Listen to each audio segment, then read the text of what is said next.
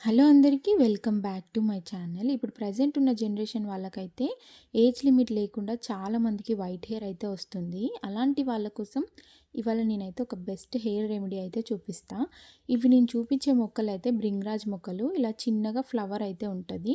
ఇవి పల్లెటూర్లలో పొలాల గట్లెంబడి దొరుకుతాయి. అండ్ సిటీలో ఉన్న వాళ్ళకైతే ఆన్లైన్లో అయినా లేదన్నా స్టోర్స్లో మనకి బ్రింగ్రాజ్ పౌడర్ అయితే అవైలబుల్ ఉంటుంది. అలా యూస్ చేసినా కూడా మంచి రిజల్ట్ అయితే వస్తుంది.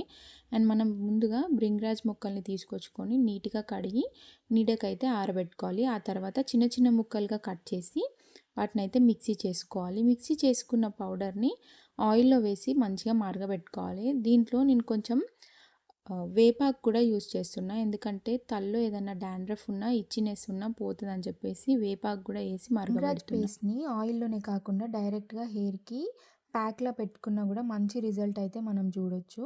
అంతేకాకుండా మన హెయిర్‌లో ఉన్న కొన్ని ప్రాబ్లమ్స్‌కి అయితే బ్రింగ్రాజ్ ఒక బెస్ట్ సొల్యూషన్. మొత్తం ఆయిల్ గ్రీన్ కలర్ అయ్యే వరకి మరగబెట్టుకోవాలి. ఆ తర్వాత స్ట్రెయినర్ తీసుకొని వడగట్టుకొని మనం యూజ్ చేసే ఆయిల్ డబ్బాలో అయినా లేదంటే గ్లాస్ జార్‌లో అయినా స్టోర్ చేసుకొని యూజ్ చేసుకుంటే బెస్ట్ రిజల్ట్ అయితే ఉంటది. వీక్లీ 2-3 టైమ్స్ అలా యూజ్ చేస్తే మనం మంచి రిజల్ట్ అయితే చూడొచ్చు. వీడియో నచ్చితే please like, share and subscribe to my channel.